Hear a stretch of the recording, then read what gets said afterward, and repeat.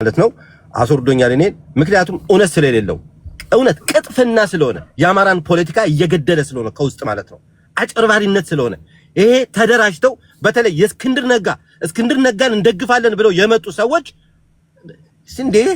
ሲደረግ የነበረው እንኳን አሁን የእስክንድር ነጋ ድርጅት አፋድ የሚባለው እኮ ሊትራሊ እየፈራረሰ ነው እውነቱን ስንናገር ለምን በብልጽግና ውጭ ሀገር በተደራጀ የብልጽግና አክቲቪስት ስለሚመራ ማለት ነው እስክንድር ነጋን ታከው መተው ወንድሞቻችንን ደቡብ ጎንደር ሲገደሉ የነበሩት እኮ ሲያገዳድሏቸው የነበሩት እኮ እስክንድር ነጋን እንደግፋለን ብለው የመጡ የብልጽግና መዋቅር እኮ ነው ይሄ እኮ ግልጽ ነው አንተና እኮ ሀብቴ እኮ ነቅቶ ነው እኮ ወደ ወንድሞቹ ሄደው ሀብቴ ባይነቃ ከደቡብ ጎንደር ወጥቶ ባይድ ኑሮ ሀብቴ ይሞት ነበር ለምን አልገደልንም ደቡብ ጎንደር ሆነ ለምን ከእስክንድር ጋር ሆነ ለምን አልገደልንም ተብሎ እኮ የተዘመተበት መገደል ነበረብህ ብሎ እኮ ነው ትግሬ ነው ከትግሬ ጋር ወልቃይትን ሊያስወስድ ነው ይያሉ ሀብቴ አንገቱ መቆረጥ አለበት አንገቱን ቆርጠን ይዘን መጣለን ይላሉ እኮ እንዲህ አይነት ፖለቲካ ነው ደባ እየተሰራብን ያለው ይሄን እያየው ዝም አልልም ነው እንደመጨረሻ ግን አንድ ጄኔራል ዚ ምን አለው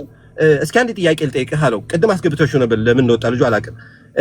አንድ ጥያቄ ልጠይቅህ አለው የብልጽግና ሰራዊት አለው ወደ ራያ ሲሄድ በጣም ብዙ ሰራዊት ወደ ራያ መጥቶ እነምሬን ቢመታቸውና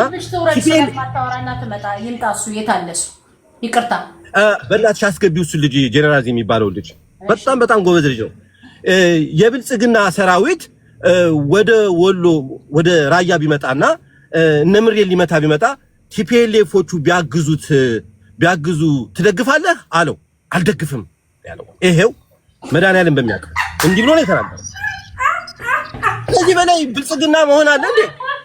በግልጽ እኮ ነው እያስመቱን ያሉት እንዴ አረ በጣም ማለት ሞኝነትም ድድብናም በልኩ ሲሆን ደስ ይላል እኛ እኮ የአያቶቻችን ልጆች ነን እኮ የአያቶቻችን ልጆች ነን አመሰግናለሁ ቤትዬ ምናምን ይላል ያገሬ ሰው ሲተርት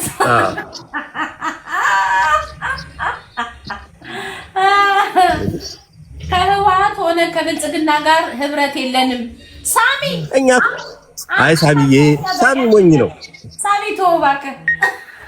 ሳሚ ተው ነው እሺ ታንኪዩ አብርሽ አመሰግናለሁ ጄኔራል ዲን ተጮድል